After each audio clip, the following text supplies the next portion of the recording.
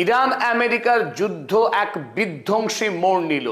গত 40 দিন টানা ইরান আমেরিকার যে যুদ্ধ হয়েছিল তার চাইতেও অনেক বেশি ভয়াবহ হতে চলেছে ইরান যুদ্ধ। কারণ আমেরিকা যুক্তরাষ্ট্র 23 বছর পর ইরাক যুদ্ধের পর প্রথমবারের মতো মার্কিন কোন রাষ্ট্রপতি কংগ্রেসে বিজ্ঞপ্তি জানিয়ে যুদ্ধ শুরু করতে যাচ্ছে। তাই এই যুদ্ধ এতদিন যতটা হালকাভাবে বিবেচনা করা হচ্ছিল সেই জায়গায় আর দাঁড়িয়ে রইল না। একদিকে আমেরিকার রাষ্ট্রপতি তার রাষ্ট্রপতির ক্ষমতা ব্যবহার করে এতদিন যুদ্ধ করছিলেন, এবার সরাসরি মার্কিন কংগ্রেসের অনুমতি নেওয়ার মধ্য দিয়ে সমগ্র মার্কিন যুক্তরাষ্ট্র এককাট্টা হয়ে ইরান যুদ্ধে অবতীর্ণ হতে যাচ্ছে। 1 নম্বর পয়েন্ট। অপরদিকে আমেরিকার 50,000 উন্নত প্রশিক্ষণ প্রাপ্ত সেনারা এই মুহূর্তে মধ্যপ্রাচ্যের মাটিতে নেমে গিয়েছে, যারা আরো বড় আরো ব্যাপক ধ্বংসাত্মক যুদ্ধের জন্য কেবলমাত্র নির্দেশের অপেক্ষা করছে। অন্যদিকে আমেরিকা ইতিমধ্যেই আবারও ওমান উপসাগরে এক মারাত্মক শক্তিশালী নৌ অবরোধ গড়ে তুলেছে আজ থেকেই। এবং গতকাল ডোনাল্ড ট্রাম্প ঘোষণা করেছেন যে সমস্ত জাহাজ হরমুজ দিয়ে এই ওমান উপসাগর পার করবে তাদের প্রত্যেকটা জাহাজকে যত টাকার মাল পরিবহন করে নিয়ে যাবে তার 20% টাকা মাসুল হিসেবে দিতে হবে মার্কিন সরকারকে, প্রতিরক্ষা কর হিসেবে। ওদিকে ইরানও চুপ করে বসে নেই।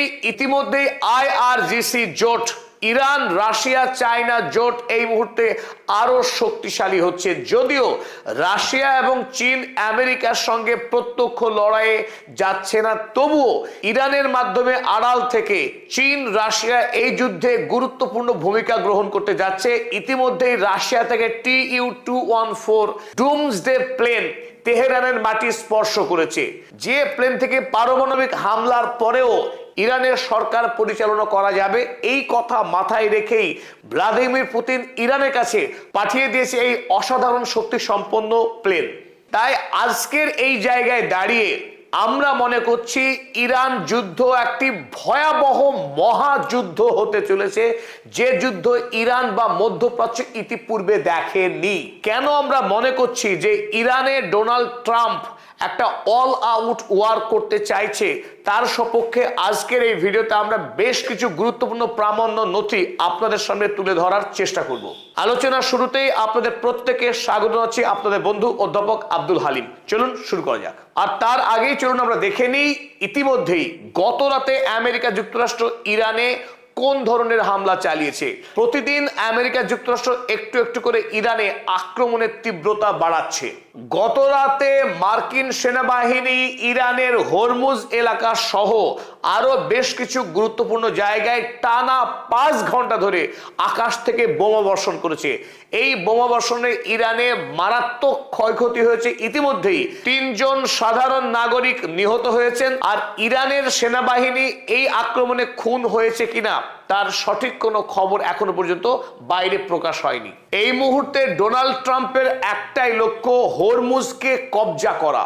তাই হরমুজকে দখল করার লক্ষ্য নিয়েই গত রাতেও যত আক্রমণ হয়েছে 5 ঘন্টা ব্যাপী, সেই আক্রমণের সিংহভাগই ছিল বন্দর আব্বাস, জাস, শিরিক এবং কিশ আইল্যান্ড।